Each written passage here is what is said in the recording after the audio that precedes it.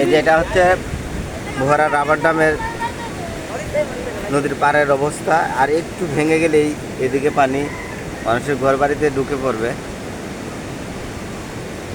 2-3টা গ্রাম ভাসিয়ে ফেলবে কিন্তু। আর একটু জায়গা বাকি। নদী খুব উত্তাল, চতুর্দিকে ভাঙন ধরেছে। এই যে দেখতেছেন সবটুকু ভেঙে ভেঙে গেছে।